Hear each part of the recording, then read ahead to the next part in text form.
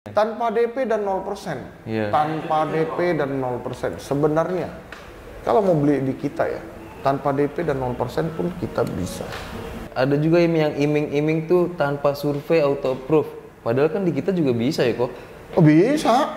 Nah itu kok. Tanpa survei auto approve bisa. Bisa, di kita juga bisa. Jadi nggak cuma buat mobil baru kan ya kok kayak gitu. Kadang mobil bekas juga ada sih kok. Yang maksudnya mereka nge-branding tanpa survei auto approve.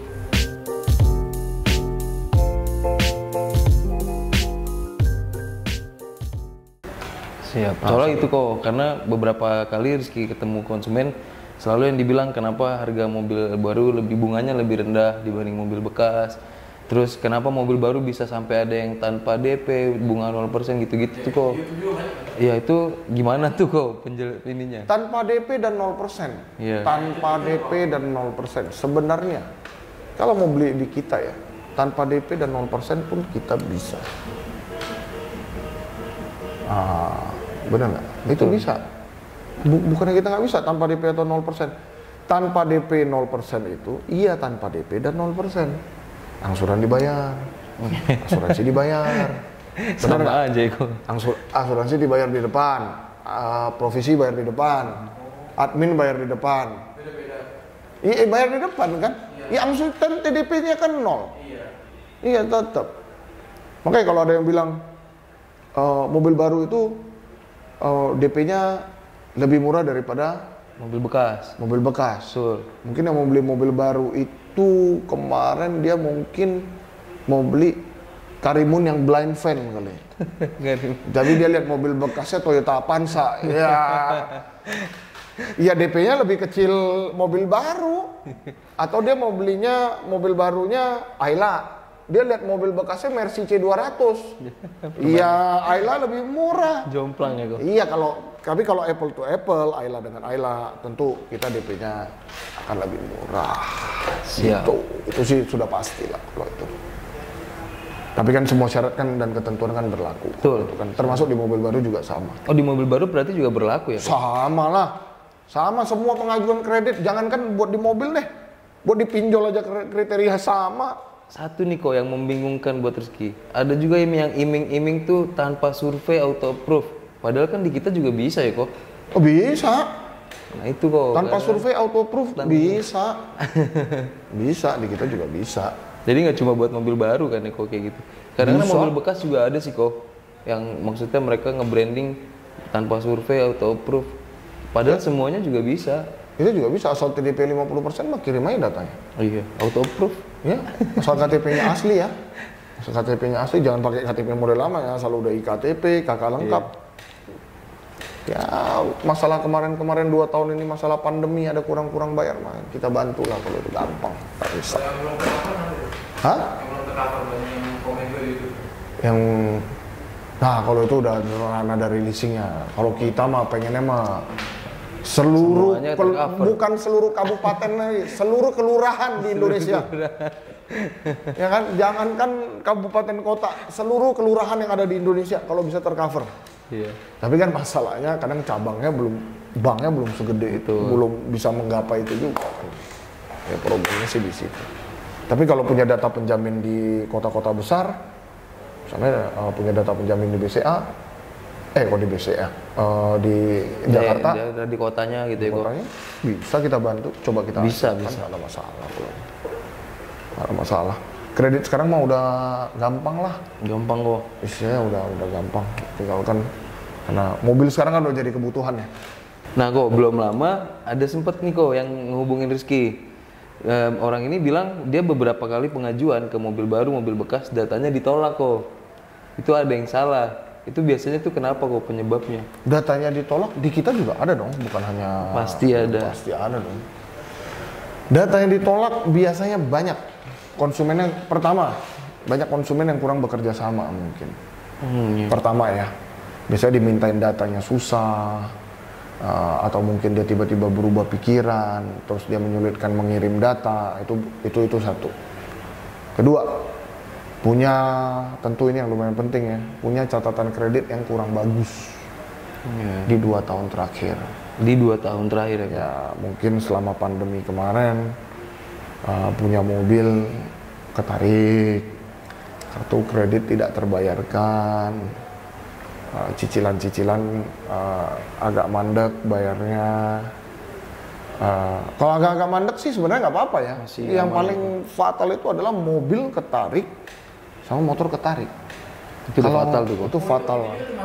Itu termasuk itu fatal sekali kalau itu kan fatal sekali kalau itu. Jadi kalau cuma telat bayar gitu, tentu ada konsekuensinya. Kalau misalnya telatnya 100 hari kok? Telatnya 100 hari, ya kita lihat juga apakah setelah 100 hari itu dia bayar. Misalnya di 2020 bulan 1 telat 100 hari menjadi bulan 3. Habis itu dia bayarkan lancar. Nggak apa-apa, itu namanya kualitas orang kan lancar, bagus. Berarti dia tuh kita bisa lihat nih dari datanya. Tentu orang bank yang akan menilai ya. Betul. Kita sebagai showroom bersifat membantu. Orang bank itu nanti akan menilai. Oh berarti selama bulan 2020 bulan 3 sampai bulan 6 contohnya itu kan kita pandemi tuh. Yeah. Oh 3 bulan dia nggak bayar, berarti mungkin dia nggak ada gaji. Tapi setelah bulan 6, kan itu pada saat itu kan dikasih relaksasi tuh sama pemerintah. Yeah. Setelah bulan 6 dia bayarnya lancar terus lancar. Ya sudah, itu tidak termasuk kategori data jelek ya. Iya, itu termasuk kategori data bagus. Kenapa gitu? Kan kita sebelumnya punya ini. Ya bank itu juga fleksibel lah. Maksudnya bank itu juga fleksibel lah. Maksudnya ya dia harus mengerti kondisi dan kesulitan konsumennya juga kan. Ya yang biasanya ditolak itu mungkin yang dibaca sama bank itu kalau udah kayak gimana ya, memang yang ini etikanya kurang baik kalau dalam membayar kredit ya. Jadi kalau sampai mobil ditarik itu kan biasanya itu udah fatal sekali. Biasanya ditolak karena seperti ini sih ya, yang ya karena data yang nggak lengkap, karena pernah mungkin mobil dan motor pernah ditarik, atau mungkin yang lebih parah lagi rumah pernah disita sama bank. Itu sih udah nggak ada harapan kalau itu. Itu sekalipun DP 50% kemungkinannya kecil tuh. Masih bisa dibantu. Masih bisa ya. Siap. Tapi biasanya konsumen yang seperti itu tidak mau DP 50%, itu masalahnya. Itu masalahnya. Benar nggak? Kalau dia mau DP 50% mah bank sebenarnya malah memperbaiki riwayatnya dia juga ya kok, kalau misalnya dia. Nah sebenarnya buat teman-teman yang punya catatan kredit jelek, bagaimanapun kita, ya pribadi ya, saya tidak menyarankan orang ya, tapi saya pribadi sampai hari ini, menurut saya kita kalau mau berbisnis, kita mau bekerja, kita tetap membutuhkan bantuan modal dari bank. Ya. Apapun. Contohnya kita kecil. Misalnya kita cuman karyawan swasta. Karyawan swasta. Awal-awal kita baru kerja, tentu kita nggak mungkin beli mobil dong. Betul. Kita beli motor.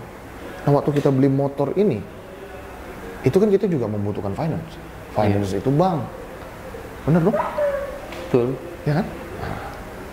Nah inilah awalnya. Kalau misalnya kita bisa bagus di kredit kita, nanti mau ambil mobil, nanti mau ambil rumah, mau minta kartu kredit, mau pinjaman buat usaha, KTA gitu-gitu ya kok. ya semuanya lah pasti akan gampang. Nah sebenarnya itu tidak ada bedanya dengan share profit gitu loh. Teman yang misalnya Rizky punya teman, Rizky pinjam saya duit dong, saya mau buka usaha nih jualan motor. Dan tentu Rizky pinjemin saya duit, Rizky kan nanya ini keuntungannya berapa, nanti kita bagi. Sama dengan bank, sama aja itu, sama aja. Ya kan? Kecuali minjem sama orang tua kita, biasanya nggak usah bayar bunga. Kadang pokoknya juga nggak dibayar, nggak apa-apa. Lupa kok, benar-benar lupa. Kok ini terakhir nih kok. Kadang kan kita di sini kita punya hitungan minim ya kok, hitungan dan angsuran paling minim. Setelah diajukan biasanya ada kenaikan DP nih kok, walaupun angsurannya pasti turun. Itu biasanya penyebabnya apa sih kok? Dan rata-rata orang selalu jadi pertimbangan kok nggak sesuai sama hitungan yang kita tawarkan di awal gitu kok. Tipu-tipu. Cuma mau jualan. Kan seperti yang saya udah pernah ngomong sebenarnya di video sebelumnya Rizky. Sebenarnya kita jual dengan DP segitu, bisa nggak? Bisa, memang bisa. Tapi sebenarnya kadang bukannya kita nggak mau, memang data si konsumen ini yang tidak memenuhi syarat.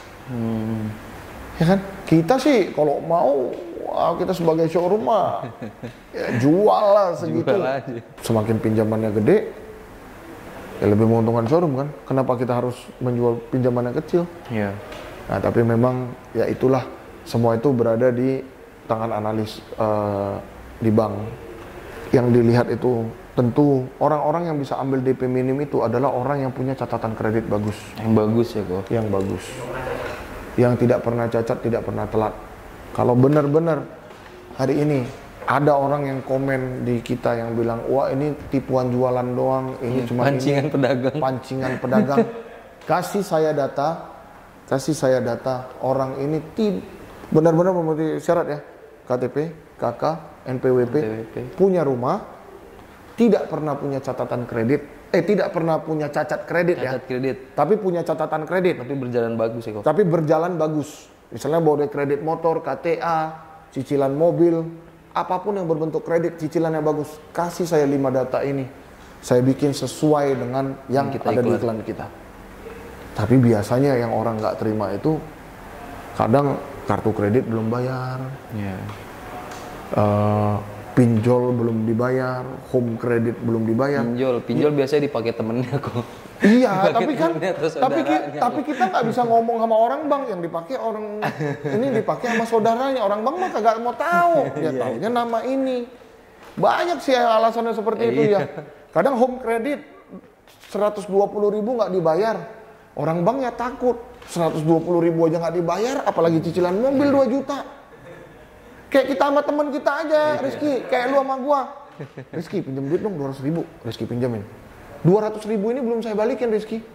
Besok saya cari Rizky lagi, Rizky pinjam 2 juta dong. Rizky mau pinjamin nggak? Enggak lah kok. Ya sama, nggak ada bedanya. Tapi kalau misalnya 200.000 nih, Rizky pinjam. Rizky, saya mau buat jual baju nih, nambah modal buat jual baju. Rizky pinjam 200 tuh. Rizky pinjemin dong 200. Iya. Saya belanjain baju, saya jual ke Godam. Untung 250.000. Besok saya kembalikan. Rizky ini 220.000 sama untungnya ya, 30.000 punya saya. Besok saya mau dagang lagi. Rizky pinjam 2 juta dong. Rizky pinjamin nggak? Kasih lah kok. Iya sama tuh. Hanya simple. Tapi 2 juta bayarnya telat. Iya, nanti giliran yang 2 juta kalau kita bayar telat, itu salahnya kita. Sebenarnya waktu kita telat 2 juta itu, padahal saya berpeluang mungkin pinjam 2 miliar sama si Rizky. Iya. Bener nggak? Ya sama. Ya kan itu yang tadi saya bilang. Kita pinjaman mulai dari motor dulu atau kartu kredit dulu. Atau dari pinjol yang mungkin pinjaman cuma 1 juta, 2 juta. Di situ dulu kita lihat. Setelah di situ bagus, kita akan ke bank-bank besar. Dilihat ya bagus ya kita akan terus dipinjamin. Dan setelah bagus itu baru bisa ambil DP yang minim yang kita buat itu. Betul. Kadang ada kok yang marah-marah kok, nggak sesuai. Bilangnya di iklan sekian, kok malah jadi naik DP. Sebenarnya naik DP juga kan angsurannya turun, meringankan juga sebenarnya ya kok. Ya tapi kan kita itu yang kita bilang, kita nggak bisa menyalahkan juga Rizky, karena kebutuhan orang itu dia mau menyisihkan duit dia untuk keperluan ini, untuk keperluan mobil ini 10 juta misalnya. Iya. Jadi dia cuma punya 10 juta gitu. Ya tugasnya kita adalah membantu. Iya. Ya kalau misalnya kita ada salah atau apa, kan toh dari pertama kita udah omongin, kita perjuangin. Yang paling rugi sih sebenarnya yang berkali-kali kita ngomong. Yang paling rugi kan kita. Iya. Di DP 3 juta. Mobil ketahan lama. Mobil ketahan, nggak bisa jual. Bapaknya kalau kita gagal, kita kembalikan. Iya. Terus dapat cibiran. Nggak enak lagi. Siap. Ya gitulah. Ya. Udah, cukup? Cukup kok. Ya, mudah-mudahan dengan video ini kita cukup membantu teman-teman yang mau membeli mobil bekas. Baik mau cash atau kredit. Jadi kita sudah bahas kelebihan dan kekurangannya beli cash dan kredit ya. Nah, jadi buat teman-teman silakan nonton videonya, bantu share video ini, semoga video ini bermanfaat untuk semua orang. Nah, butuh konten-konten apa lagi? Silakan komen di bawah. Mau bahas apa lagi? Mau menghitung kreditnya secara jelas? Ya, detailnya kok. Gimana? Bunganya Papan gitu. tulis, bunganya bagaimana? Provisinya? Asuransinya?